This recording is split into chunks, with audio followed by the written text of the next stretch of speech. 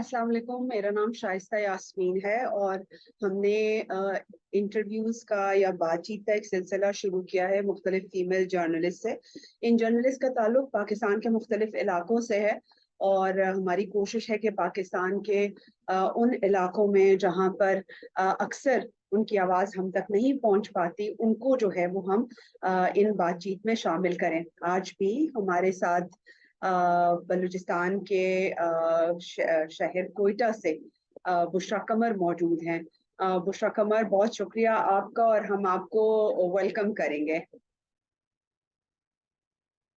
आपको आवाज आ रही है बुशरा? हेलो, अस्सलाम वालेकुम। कैसी हैं आप? वालेकुम। मैं बिल्कुल ठीक हूँ। कैसी हैं आप और कैसा चल रहा है? मैं भी बिल्कुल ठीक हूँ। जबरदस्त यार, बहुत मजा आ रहा है काम करके। जबरदस्त। और गर्मी की क्या शिद्दत है? अखबारों में तो ये आ रहा था कि तुर्बत में 49 पॉइंट समथिंग पड़ी है, तो हॉटेस्ट दिन गर्दाना जा रहा था तुर्बत में जो गर्मी की वजह से। हाँ बिल्कुल। अभी मैं विजिट पे भी गई थी, गवादर और तुर्बत। यकीन करें, बस ऐसे था जैसे कोई पानी की बाल्टियां आपके ऊपर भर भर के डाल रहा है पसीने की, इस कद्दर गर्मी। और उस पे कयामत ये कि सिर्फ 4 से 5 घंटे बिजली आती है। चार अच्छा। से पांच घंटे आती है, बाकी 20 से 19 घंटे की लोड शेडिंग है। और खसूसन आप चलें, दिन तो फिर भी बाहर रह के गुजार लेते हैं, रात के वक्त आपकी नींद पूरी नहीं होती। इस कदर गर्मी, फिर मच्छर, बाहर सो नहीं सकते, अंदर आए तो सांस नहीं ले सकते। बहुत बुरी हालत, बहुत ज्यादा गर्मी। और कोयटा में तो पिछले 3 दिन से बहुत ज्यादा गर्मी चल रही है। अल्लाह ताला रहम फरमाए। और वैसे भी यूएन की एक रिपोर्ट आई है जिसमें ये कहा जा रहा है कि अगले 5 साल जो हैं वो बहुत ज्यादा गर्मी वाले होंगे। लेकिन खैर, हमारी जिंदगी चैलेंजेस पर मबनी है और हमारी कोशिश होती है कि हम इस इन चैलेंजेस का मुकाबला कर सकें। और क्लाइमेट चेंज तो आपको पता ही है, जिसमें हमारी शायद गलती 1% भी नहीं है एमिशंस में। लेकिन सबसे ज्यादा गर्मी का सामना, सबसे ज्यादा क्लाइमेट चेंज में जो अभी हालात का सामना है, पाकिस्तान को है। गलती तो है हमारी, खसूसन बलूचिस्तान में हम देखें, बाकी इलाकों में हम देखते हैं कि क्लाइमेट चेंज के हवाले से वैसे तो कोई काम नहीं खैर खैर खास हो रहा, लेकिन फिर भी वहां पे ग्रीनरी है। आपने बलूचिस्तान में देखा होगा, उसकी निस्बत यहाँ सब्जा बहुत कम है। खसूसन आप कोयटा या ऐसे इलाकों को जो गर्म तरीन है, मैं भी गवादर से होके आई तो मुझे बहुत इंतहाई कम सब्जा मिला, क्योंकि वहां का पानी इस तरह का है कि वहां पे काश्त नहीं हो सकती, वहां दरख्त नहीं उगाए जा सकते। इसी तरह बलूचिस्तान कोयटा में यही सूरत हाल है, जगह जगह दरख्त काटे जा रहे हैं। जब आप दरख्त काटेंगे, इस तरह का सिलसिला करेंगे, तो फिर किस तरह से आप जो है वो ना ही आप पानी स्टोर कर सकते हैं, ना ही बारिशें हो सकती हैं, ना ही मौसमियाती कोई तब्दीलियों से जो है हम नबरदाजमा हो सकते हैं। बिल्कुल। तो अपनी गलतियां भी शामिल हैं इस सारे उसके अंदर, बट आज हमने आपका इंटरव्यू करना था और हम चाहते हैं कि हमारे देखने वालों के लिए प्लीज अपना एक डिटेल तारुफ कराएं। आप कब से जर्नलिज्म कर रही हैं, अब किस पोजीशन पर हैं और इस पोजीशन तक पहुंचने के कितने कितने सालों पर मुहित ये सफर है आपका? देखिए शाइस्ता, अब मैं अपने व्यूवर्स को यही बताना चाहूंगी कि मेरा नाम बुशरा कमर है और इस वक्त मैं करंट GTV न्यूज के साथ बतौर ब्यूरो चीफ काम कर रही हूँ। और मुझे शर्फ हासिल है कि मैं बलूचिस्तान की पहली ब्यूरो चीफ खातून हूँ, जबकि मुझसे पहले पाकिस्तान में दो मजीद खवातीन जो हैं वो ब्यूरो चीफ के ओहदे पर फाइज हुई, जिनमें एक फरजाना है जिनका ताल्लुक जो है वो आज टीवी से है और KPK से उनका ताल्लुक है, जबकि समा के साथ एक फौजिया नाम की खातून जो हैं वो मेरे शायद सुनने में आया था कि उन्होंने समा ज्वाइन किया था बतौर ब्यूरो चीफ, लेकिन कुछ अरसे के बाद वो मूव कर गई। तो पाकिस्तान में मैं तीसरी ब्यूरो चीफ खातून हूँ। और खवातीन को इतने बड़े ओहदे पर फाइज करना और एक बहुत ज्यादा जिम्मेदारियां होती हैं। पहले तो खवातीन के लिए रिपोर्टिंग बहुत मुश्किल होती है, लेकिन जब ब्यूरो चीफ बनती है तो उनको अपनी रिपोर्टिंग के साथ एडमिनिस्ट्रेशन के जो भी मामलात होते हैं वो भी देखने पड़ते हैं, फिर आपके अंडर स्टाफ आता है उसको भी देखना पड़ता है, फिर मुश्किल से मुश्किल टास्क होते हैं। आपकी रिपोर्टिंग में और रिपोर्टर की रिपोर्टिंग में बहुत फर्क होना चाहिए। उन तमाम चीजों को आपने देखना होता है, कोई चीज मिस ना हो। रिपोर्टर थी तब भी उस हैसियत से भी 24 घंटे ड्यूटी थी, लेकिन एक रिलैक्सेशन होती थी कि चलो ठीक है, कोई चीज रह गई तो ब्यूरो चीफ कहीं ना कहीं हैंडल कर लेगा। लेकिन अब खुद ब्यूरो चीफ हूँ तो इतना पता है कि रिपोर्टर से कोई चीज रह गई तो उसकी जवाब तलबी मुझसे होगी। तो वहाँ कुछ हर चीज को जो है वो देखना पड़ता है, अपनी नींद, अपना सुकून, अपना आराम, अपने दोस्त, अपनी गैदरिंग, हर चीज को जो है वो उसकी कुर्बानी देनी पड़ती है। बल्कि यूं समझे कि उन सब चीजों को इस तरह से मैनेज करना पड़ता है कि कोई चीज आपकी पर्सनल भी डिस्टर्ब ना हो और आपका काम जो है वो भी मुतासिर ना हो। तो टेस्ट बहुत है इस पोजीशन में। आप एक बॉस हैं, आपके अंडर लोग काम कर रहे हैं, आपके लोग आपसे, एक खातून के अंडर काम करना मर्दों के लिए मुश्किल होता है, लेकिन एक खातून के लिए किसी मर्द के अंडर काम करना मुश्किल नहीं होता। मर्दों को कहीं ना कहीं एक थोड़ा सा ये सिलसिला रहता है कि पता नहीं खातून है, कोई ऑर्डर दे रही है तो कोई, हम किसी को बताएंगे जी हमें हमारी मैडम ने ऑर्डर दिया, तो एक कहीं ना कहीं उन्हें थोड़ा सा तहफुजात का शिकार हो जाते हैं, या लोगों को बताते हुए मतलब ये वैसे। मुश्किल कैसा लग रहा है? मतलब आसानियां नहीं है, मतलब मुश्किलात हैं, बड़ा टैक्टफुली चलना पड़ता है। तो कैसे ये तजर्बा अभी तक है आपका? देखिए, मैंने शुरू दिन से ही मुश्किल टास्क जो हैं उन्हें उनके ऊपर काम किया। मेरे लिए सच मुश्किल नहीं था कि आपको पता है कि बलूचिस्तान में बीट सिस्टम नहीं है, बीट रिपोर्टिंग नहीं है। अगर मैं बीट रिपोर्टर होती स्पोर्ट्स के साथ या पॉलिटिक्स के साथ, या किसी एक इशू को मैंने लिया होता और फिर अचानक मुझे इतनी बड़ी पोजीशन मिलती, तो शायद मेरे लिए बहुत मुश्किल होता। लेकिन चूंकि बलूचिस्तान में first of all beat system है नहीं, तो यहाँ पर मैंने जो बदमनी के वाकयात थे, जो थ्रेट्स थे, जो पॉलिटिकल इश्यूज थे, पॉलिटिकल इश्यूज में आपको पॉलिटिक्स जो यहाँ की है बलूचिस्तान की, वो बाकी प्रोविंसेस के मुकाबले में बहुत मुख्तलिफ है। यहाँ कबायली माशरा है, यहाँ पे कबायली तौर पे आपको थ्रेट्स होते हैं, आप सियासतदानों के साथ बहुत तरीके से चलते हैं। कोई एक खबर बेशक जो आपके पास एविडेंस भी हो, लेकिन उसके बावजूद आपको उनके रवैयों का सामना करना पड़ता है। तो ये सब चीजें क्योंकि मैं शुरू से ही करती आ रही हूँ, मेरा एक्सपीरियंस 12 साल जो है इलेक्ट्रॉनिक मीडिया में हो गया और तकरीबन 16-17 साल प्रिंट मीडिया के साथ मेरा एक्सपीरियंस है, तो इन चीजों को देखती आ रही हूँ, तो मेरे लिए ऐसे मुश्किल नहीं था। लेकिन जो थोड़ी बहुत ये है कि अब ड्यूटीज मैंने आपको बताया कि वो बढ़ गई हैं, बहुत सारी चीजों को मैनेज करना, उसमें बहुत सारी चीजों के साथ रहकर काम करना कहीं ना कहीं थोड़ा बहुत आपको डिफिकल्ट हो जाता है। लेकिन बाकी ये है कि जिस तरह से बाकी सूबों में ब्यूरो चीफ्स को एक एडमिनिस्ट्रेशन का काम संभालने के लिए अमला दिया जाता है, वो मेरे पास नहीं है। हर चीज को खुद मैनेज करना, या अपने स्टाफ के साथ, स्टाफ बड़ा कोऑपरेटिव है कि हर मामले में अगर कोई मेरा ऑफिस बॉय है तो उससे मैं हर तरह का काम, ऑफिस के अलावा कोई बाहर के बिल हैं या कोई वट एवर मेरे ऑफिस से रिलेटेड कोई ऐसी चीज है तो मैं उनसे करवा लेती हूँ। कैमरामैन है, रिपोर्टर हैं, या जो भी मेरे साथ काम कर रहे हैं, मैं उनको अपने साथ इन्वॉल्व करके काम कर लेती हूँ। तो बड़ा सपोर्टिव स्टाफ है, तो मुझे ऐसे कोई प्रॉब्लम तो नहीं हो रही। बड़ी अच्छे तरीके से काम हो रहा है। लेकिन यह है कि एक थोड़ा बहुत तो थका देने वाला अमल है। अमल है। और आप इससे घबराती नहीं, जैसे कि आपने कहा कि 16 साल से जायद का आपका एक्सपीरियंस है, चाहे इलेक्ट्रॉनिक मीडिया हो और प्रिंट मीडिया हो।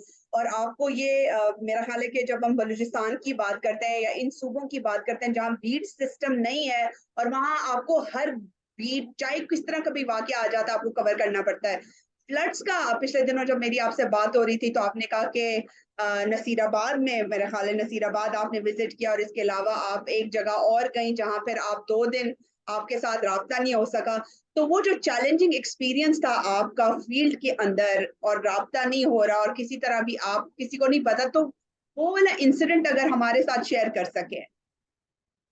बिल्कुल देखें, वो सिचुएशन तकरीबन साल होने को आ गया है, लेकिन अब तक वो चीजें हम नहीं भूल सके। जब भी वो वीडियोस, वो पिक्चर्स या ये जिक्र सामने आता है, तो वो सब कुछ चीजें ऐसी लगती हैं जैसे अभी कल ही कुछ हैपन हुआ है। तो हम यहाँ से सैलाब की कवरेज के लिए गए थे, हमें नहीं पता था कि ये सारी सिचुएशन हो जाएगी। और एक माइंड में या घर वालों को बताकर यही गए थे कि सुबह जा रहे हैं और शाम को सिब्बी से वापस आ जाएंगे। तो सिब्बी तक की डिस्टेंस इतनी ही है कि आप जाके सुबह जाएं और काम करें, और आप मैक्सिमम रात 8 9 10 बजे आप क्वेटा पहुंच जाते हैं वापस। तो हमारा भी कुछ इस तरह की प्लानिंग्स थी, लेकिन अनफॉर्चुनेट वहां पे बारिश इतनी ज्यादा पूरे बलूचिस्तान में एकदम से शुरू हो गई कि यहाँ जो सिब्बी और क्वेटा के दरमियान में पुल आते हैं, वो 2 पुल मेजर जो मेन पुल हैं वो गिर गए थे। और पानी इस कदर ज्यादा था कि हमारे लिए वापसी का रास्ता बंद हो चुका था। क्वेटा में सूरत हाल इतनी खराब हुई, बल्कि पूरे बलूचिस्तान में ही के नेटवर्क मुकम्मल तौर पर तबाह हो गया, और हमें नहीं पता चला कि ये सूरत हाल पूरे बलूचिस्तान की है। पहले हम ये समझते रहे कि शायद सिब्बी की तरफ नेटवर्क का इशू है, बाकी जगहों पे नेटवर्क आ रहे होंगे। लेकिन जब हमने कहीं से पीटीसीएल की एक्सेस की और तब राब्ता करने की कोशिश की, तो पता चला कि पूरे बलूचिस्तान में नेटवर्क जो है वो बुरी तरह से डिस्टर्ब हो चुके हैं। तब हम अपने घर वालों से राब्ता नहीं कर सके। तो उस सिचुएशन में सिर्फ एक थोड़ी बहुत जो डर खौफ था वो यही था कि घर वाले परेशान होंगे, घर वालों से कोई राब्ता नहीं हो पा रहा था। जिन लोगों को हम यहाँ बताकर गए थे कि हम कवरेज के लिए जा रहे हैं, वो यकीनन वो भी हमारे लिए परेशान थे। उन्होंने जब कॉल्स करनी शुरू की, मेरे ऑफिस से कॉल्स मेरे जो स्टाफ है उन्होंने करनी शुरू की, तो उन्हें हमारे नंबर बंद मिले। फिर यहाँ से हमारे कुछ साथी थे मीडिया के, उन्होंने हमारे घरों में राब्ता किया कि शायद हम रात के वक्त घर पहुंच गए हों। तो घर वाले एकदम से अचानक सरप्राइज हो गए कि ऑफिस से भी लोग आ रहे हैं, बाहर से भी लोग आके पूछ रहे हैं, कहीं ना कहीं खुदा ना खास्ता इनके साथ कुछ हो तो नहीं गया। इस बीच में जब एक दिन हमारा राब्ता नहीं हुआ, दूसरे दिन नहीं हुआ, तो मेरे कैमरामैन के घर भी इतला चली गई कि वो सैलाब की नजर हो गए हैं और कहीं ना कहीं खुदा ना खास्ता उनके साथ कुछ हो गया। तो एक बड़ी एक अजीब सी सिचुएशन थी। मेरे भी घर में यही सिचुएशन जब पहुंची तो घर वाले भी परेशान हो गए, रोना धोना घर में था। लेकिन हम अपनी उस सिचुएशन में अपने आप को, अगर हम अपने ऊपर अपने जज्बात पर काबू ना रखते, अपने औसान खता कर लेते, तो शायद हमारे लिए इस सिचुएशन से निकलना या इससे निमटना बहुत मुश्किल होता। लेकिन हमने वहां पर अपनी हिम्मत को बंधाए रखा और कोशिश करते रहे कि हर सिचुएशन में हंसते रहें। जो हालात हम देख रहे थे हम उनको मोबाइल में कैप्चर करते रहे, और इसी उम्मीद के साथ कि नेटवर्क जब ठीक होंगे तो जो चीजें हमने कवर की हैं उसको ऑन एयर करेंगे। और वही हुआ कि 2-3 दिन के बाद जब नेटवर्क बहाल होना शुरू हुए और हमारा हेड ऑफिस से राब्ता हुआ, तो हमने उन्हें बताया कि हम इस सिचुएशन में फंसे में हैं। तो जो मवाद हमने जमा किया था वो भेजा, वो ऑन एयर हुआ। तो हर एक के लिए सरप्राइजिंग था, क्योंकि बाकी चैनल्स के पास वो चीजें मौजूद नहीं थी, क्योंकि हम तो उस इंसिडेंट में खुद थे, हम वहां लोगों को देख रहे थे, लोगों की सिचुएशन देख रहे थे। हमने फिर जो जैसे ही नेटवर्क आया तो हर थोड़ी देर के बाद उनको एक एज लाइव करके कोई स्टोरी फाइल करके उनको अपडेट करते रहे। तो उससे एक मतलब हेड ऑफिस में भी बहुत अच्छी एक हमारा जो एक काम का सिलसिला है वो गया। और उसके बाद हेड ऑफिस ने कहा कि आप अगर कोयटा नहीं जा सकते तो आप पिछले रास्ते से, जोब के रास्ते से कोयटा आ जाएं। हमने वहां से जाने की कोशिश की तो वहां भी सैलाब की सूरत हाल बड़ी खराब थी, बल्कि उसमें तो हम फंस गए, हमारी गाड़ी उसकी जद में आई और गाड़ी हमारी बंद हो गई। हम पानी के बीच में थे, हम फ्लड के बीच में थे, उसमें मेरा कैमरामैन भी जख्मी हो गया था। और उस सिचुएशन से हम बड़ी मुश्किल से निकले। हमारी गाड़ी जो है वो कोई वहां से गुजरने वाले साहब थे, उन्होंने हमारी गाड़ी को जो है वो टू चेन किया और लेकर आए। अगर वो ना आते तो पता नहीं शायद हम आज यूं मैं इस तरह आपके सामने ना बैठी होती। तो बस वो कुछ कभी कभी कोई नेकी आपकी काम आ जाती है।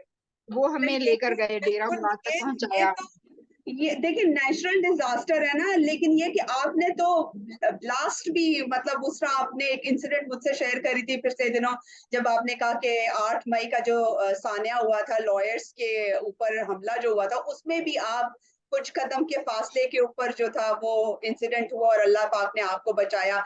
तो इस तरह के बिल्कुल। चैलेंजेस, इस तरह के सिक्योरिटी चैलेंज तो बलूचिस्तान के लिए एक नई बात नहीं है। तो आप किस तरह से इंश्योर करती हैं अपनी सेफ्टी एंड सिक्योरिटी को?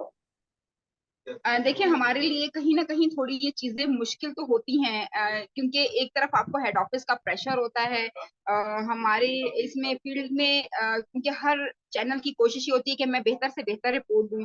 अगर हम फासले से रहकर अपनी रिपोर्टिंग कर रहे होते हैं और कोई अचानक सडन हम हमारे ही चैनल से कोई रिपोर्टर या कैमरामैन आगे जाके एक्सेस करके कोई यूनिक चीज रिकॉर्ड कर लेता है, तो हेड ऑफिस आपको एक तरफ कहता है ख्याल रखे, और एक तरफ कहता है आपने ये चीज क्यों नहीं दिखाई, फलाना ये दिखा रहा है। जब मजबूरन आप आगे कदम बढ़ाते हैं तो किसी ना किसी इंसिडेंट का आप शिकार हो जाते हैं, तो वहां पर आपको फिर अपनी सेफ्टी सिक्योरिटी हर चीज को आपको भूल जाना पड़ता है।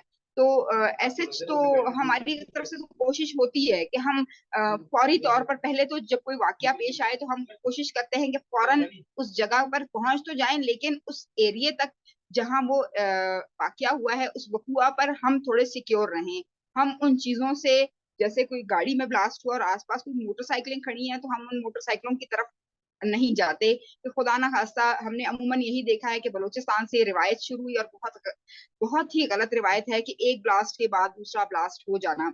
और अमूमन वो इन्हीं जो वहां पे व्हीकल्स खड़ी होती हैं उनमें कोई ना कोई ब्लास्ट प्लांट जो है बम रखा होता है, प्लांट किया होता है। तो उस सूरत हाल में हमारे लिए थोड़ा मुश्किल हो जाता है।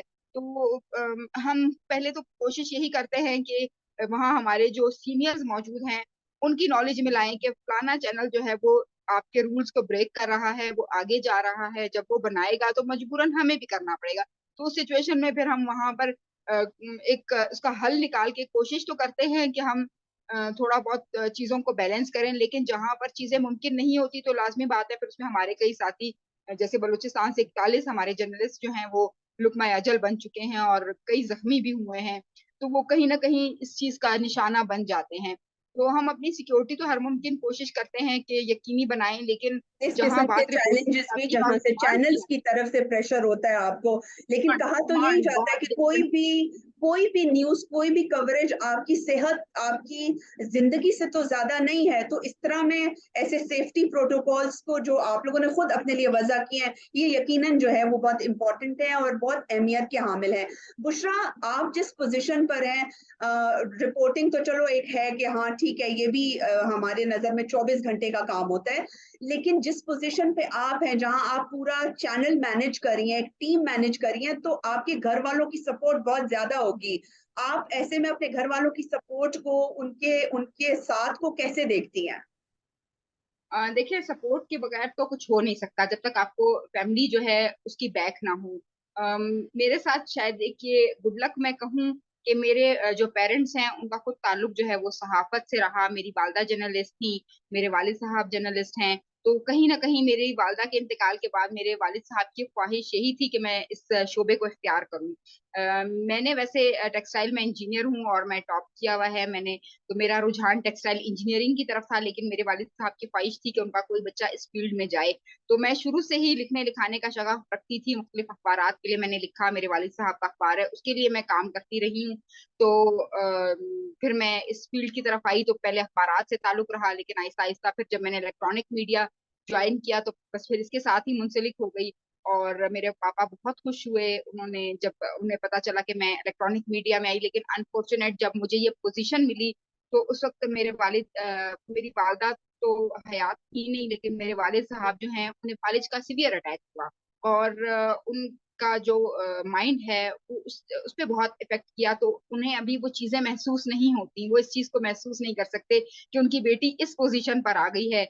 ये एक बहुत बड़ी पोजीशन है मेरे लिए। और समझाने की कोशिश या बताने की कोशिश करती हूँ तो हंसते हैं मुस्कुराते हैं, वो उस चीज को फील शायद करते होंगे या नहीं, वो एक्सप्रेस नहीं कर पाते उस चीज को। लेकिन मेरे लिए बहुत खुशी की बात है कि उनकी जो ख्वाहिश थी मैंने वो पूरी की है और हर मुमकिन उनकी सपोर्ट रही।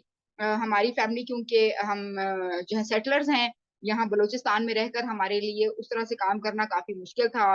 पिछले अखबार में जो वाकयात बलूचिस्तान में हुए उसमें हमारी फैमिली भी जो है, उसमें 3 टारगेट किलिंग के वाकयात पेश आए। तो मेरे वालिद साहब बहुत डरते थे इन चीजों से कि लड़के बाहर ना जाएं, हालात ठीक नहीं है। तो मेरे भाई की जो जॉब है वो इस नौयत की थी कि वो क्वेटा में रहकर अपनी जॉब नहीं कर सकते थे, उनका जॉब जो फोर्सेस से है। तो उस सूरत हाल में पापा जब भाई को डांटते थे कि आप रात 10 बजे घर आ जाया करो और मैं अपनी ड्यूटी से 11-12 बजे जाती थी, तो वो पापा के सामने खड़े होते थे कि इसको छोड़ते हैं आप, मुझे बोलते हैं घर आ जाया करो। तो पापा ने कहा वो लड़ सकती है, वो कर सकती है, आप जो वो इन चीजों को मैनेज नहीं कर सकते। तो अब तो सिचुएशन ऐसी है कि इस पोजीशन के बाद मेरी तो रूटीन बन गई है कि मैं 12, 1, 2 कभी कोई वाकया पेश आ जाता तो 3-3, 4-4 बजे तक मैं घर से बाहर होती हूँ।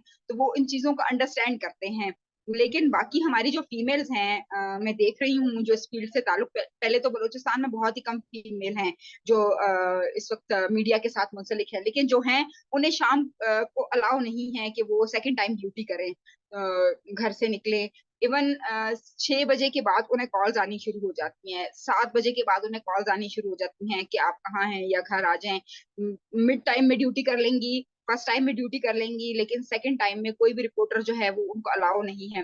तो मेरे लिए शायद ये गुड लक है कि मेरी फैमिली की सपोर्ट मुझे जो है वो इस तरह से रही कि मेरे वालिद साहब खुद इन चीजों को समझते थे, मेरी वालदा इन चीजों को समझती थी, वो इस काम से वाकिफ थे। तो उन्होंने मुझे इस शोबे में हर मुमकिन मेरे साथ ताउन किया। आज मेरे भाई मुझ पर फख्र करते हैं, मेरे घर वाले मुझ पर फख्र करते हैं कि जिस जॉब के साथ मैं मुंसलिक हूँ और जिस तरह से जब मैं किसी जगह जाती हूँ अपनी फैमिली के साथ और लोग रास्ते में मिलते हैं सलाम करते हैं, तो मेरे घर वाले इस चीज पे भी बड़ा प्राउड फील करते हैं कि तुम्हें पूरा शहर जानता है, तुम्हें लोग जानते हैं। किसी भी महकमे में, किसी भी इदारे में, कहीं पे भी, इवन मैं बाजार में कहीं चली जाऊं अपनी बहन के साथ शॉपिंग करने, तो लोग खड़े हो जाते हैं। तो मेरी छोटी सिस्टर कभी कभी मुझे कहती है चिढ़ के कि तुम नकाब करके चला करो हमारे साथ। जिसको देखो रोड पे तुम्हें सलाम करना शुरू कर देता है, जिसको देखो रोड पे गुजरते हुए तुम्हें सलाम कर रहा है, बोलते हैं मीडिया वाली जा रही है, मीडिया वाली जा रही है। तो ये कुछ ये है कि सपोर्ट है मुझे घर वालों की।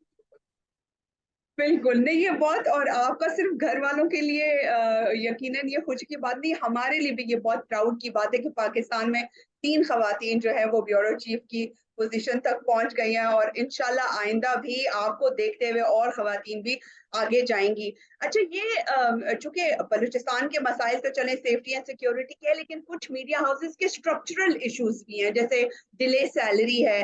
तो इस तरह की चीजों को आप किस तरह, ऐसा ऑब्वियसली आप डिसीजन मेकिंग पोजीशन पर हैं, आप लोगों को, आपकी टीम को जब इस तरह के मसाइल का सामना आता है तो आप कैसे इसको बैलेंस करती हैं?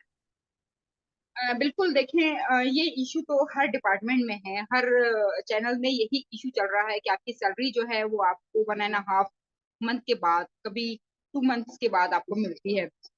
तो मेरी कोशिश यही होती है कि मैं अपने एचआर डिपार्टमेंट को प्रेशर इस चीज पर देती हूँ कि यहाँ बलूचिस्तान में लोगों के लिए कोई और रोजगार का जरिया नहीं है। अमूमन हमने देखा है कि बाकी शहरों में फर्स्ट टाइम अगर रिपोर्टर ड्यूटी कर रहा है तो सेकंड टाइम से शॉप पे या किसी और जगह पे मुंसलिक है। यहाँ पे उस तरह से काम नहीं हो सकता। तो मेरी तरफ से यही कोशिश होती है पहले कि मैं हेड ऑफिस को इस बात पे बावर करवाऊं कि वो तनख्वाहों को कम से कम भी 10 तारीख तक मुमकिन बनाएं। इन केस वो नहीं बनाते तो मैंने अपने पास स्पेयर में मनी रखी है। मेरी कोशिश होती है कि मुझसे, मैं हर एम्प्लॉय को हर मंथ के शुरू में यही कहती हूँ कि जिसको मुझसे जरूरत है, वो मुझसे पहले सैलरी लेना चाहता है तो वो ले ले, जैसे ही उसकी सैलरी आए वो मुझे वापस कर दे, ताकि मेरा जो बैलेंस है वो वहीं पर रहे। तो ये बाकी चैनल्स में तो ये चीजें नहीं है, लेकिन मैं इन चीजों को इसलिए फील करती हूँ क्योंकि मैं जिस फैमिली से ताल्लुक रखती हूँ वो भी हैंड टू माउथ है, और मेरे साथ जो स्टाफ काम करने वाला है वो भी हैंड टू माउथ है। तो मुझे इनको अपने साथ रखने के लिए या इनको मैनेज करने के लिए ये एक स्टेप, मैंने एक डिफरेंट वे जो है वो मैंने यूज किया है कि मेरे पास एक अमाउंट मेरे पास मौजूद थी पहले से, जो मैंने अपनी सेविंग में रखी हुई थी, उसको मैं अपने स्टाफ के लिए, खास तौर पे ईद त्योहार के मौके पर, मैं ये स्टेप जरूर लेती हूँ कि मैं अपने स्टाफ से पूछ लेती हूँ कि किसको जो है वो सैलरी की जरूरत है। क्योंकि मैंने एचआर से बात की है, एचआर ने मुझे ये डेट्स बताई हैं, इस डेट्स में अगर आपको सूट करता है तो आप मुझे बताएं, अगर सूट नहीं करता, मेरे पास अमाउंट पड़ी है, आप मुझसे सैलरी पहले एडवांस में ले सकते हैं। तो आप उसमें किस कुछ तरह स्टाफ से मेंबर मेरे मैनेज? ले लेते हैं। जी, कुछ ले लेते हैं, कुछ जो है वो यही कहते हैं कि नहीं, जब सैलरी आएगी तो हमने अपने बजट को उसी तरह से सेट करके रखा मैनेज? है, हम उसी तरह से, क्योंकि अगर हम पहले ले लेंगे तो हमारे लिए फिर आगे प्रॉब्लम्स बन जाती हैं। तो मैं अपने स्टाफ को कम से कम, मेरी यही कोशिश होती है कि मेरी तरफ से उन्हें किसी किस्म की कोई तकलीफ ना मिले, क्योंकि मैं जिस पोजीशन पर हूँ, मेरे ख्याल में इस पोजीशन पर रहने वाले हर उस शख्स को कम से कम अपने स्टाफ का ख्याल रखना चाहिए। और जिस तरह की सिचुएशन बलूचिस्तान में चल रही है, ऐसी सिचुएशन में मेरे ख्याल में हमें सिर्फ ये एक मतलब मेरा, मैं ही ये काम ना करूं, मेरी तो ख्वाहिश ये है कि हर वो ब्यूरो चीफ, हर वो चैनल का ओहदेदार ये स्टेप उठाए, ताकि उनके वर्कर्स, अगर वर्कर्स खुश होंगे तो मेरे ख्याल में वो काम भी अच्छा आपको करके देंगे। काम बेहतर तरीके से होगा। अच्छा, बुशरा, आप प्रेस क्लब की मेंबर हैं, और इलेक्ट्रॉनिक मीडिया में मैंने देखा है, शायद मेरे मुशाहिदे में आया, आप मुझे करेक्ट कर सकती हैं, कि 5 खवातीन इलेक्ट्रॉनिक मीडिया के साथ एसोसिएटेड हैं। प्रेस क्लब में उनकी मेंबरशिप का भी एक इशू है। तो आप कैसे देखती हैं कि अगर आप लोग प्रेस क्लब्स में नहीं होंगे, यूनियंस का पार्ट नहीं होंगे, तो ये जो स्ट्रक्चरल इश्यूज हैं उनको आप कैसे एड्रेस करेंगे? देखिए, बलूचिस्तान में इस वक्त कोयटा में तकरीबन हम 4 खवातीन हैं जो काम कर रही हैं। बाकी खवातीन छोड़ के जा चुकी हैं, शादियां हुई और उसके बाद फैमिली की तरफ से इजाजत ना मिलने की वजह से। तो यहाँ पर ये इशू हो जाता है कि प्रेस क्लब एक ये हमें रीजन देता है कि अगर हम आपको कोई एडमिनिस्ट्रेटिव पोजीशन दे दें किसी भी अपने, चाहे प्रेस क्लब की उसमें दें, चाहे बलूचिस्तान यूनियन ऑफ जर्नलिस्ट की यूनियन में आपको कोई पोजीशन दे दें, और उसके बाद आपकी शादी हो जाए तो आप छोड़कर चले जाएं, तो फिर वो एक सिस्टम उनका रुक जाता है, कहीं थम सा जाता है। लेकिन हमारी यूनियंस की जानिब से अब कोशिश की गई है, हम देख रहे हैं कि पिछले 2 सालों से हमारी जो खवातीन हैं उनको शामिल किया जा रहा है। हाँ, मेन अहम ओहदों पर तो नहीं, लेकिन एग्जेक्टिव पोस्ट पे हम देखते हैं कि कहीं ना कहीं उनको जो है वो पोजीशन दी जाती है, उनकी राय ली जाती है। हम खवातीन को बिठाया जाता है प्रेस क्लब में, हमारे लिए एक अलग से रूम है जहां पर हम जाकर, हमारी कोई भी मीटिंग हो, हमारे लिए वॉशरूम वहां पर मौजूद है सेपरेट। हम वहां पर जाके बैठ सकती हैं, हम अपना वॉशरूम को यूज कर सकती हैं, वहां हमारे लिए नमाज का एहतमाम जो है वो मौजूद है। इसके साथ साथ जब कोई मीटिंग या कोई खास इवेंट होता है तो हम खवातीन को इनवाइट किया जाता है, हमसे राय ली जाती है, हमारे मशवरे से चीजें चलाई जाती हैं। जब यहाँ इलेक्शंस हों या कोई इस तरह की एक्टिविटी हो, तो उसमें चाहे दो पार्टियां खड़ी हों या तीन पार्टियां खड़ी हों, तो हर एक की कोशिश होती है कि अपने साथ एक खातून जो है उसको जरूर इलेक्शन में खड़ा किया जाए, ताकि खवातीन की भी नुमाइंदगी हो सके। तो उस सूरत हाल में हमें जो दरपेश मसाइल होते हैं वो हम खवातीन आपस में डिस्कस करने के बाद, हमारी यूनियंस के सदर हैं या हमारे जो भी ओहदेदारान आते हैं, हम उनके साथ डिस्कस करके अपने उन मसलों को हल करने की कोशिश करते हैं। और जिस तरह मैंने आपको बताया कि हमारा कबायली मुआशरा है, अगर हम यूनियन का हिस्सा हों या ना हो, इसके बावजूद भी हम अपने जो हमारे वहाँ के मुंतखब नुमाइंदे होते हैं, हम उनके पास जाकर अपने मसलों को हम हल भी करवाते हैं, हमारी बात को सुना भी जाता है और हमारे मसलों को जो है वो फौरी तौर पर कोशिश की जाती है कि उन्हें हल भी किया जाए।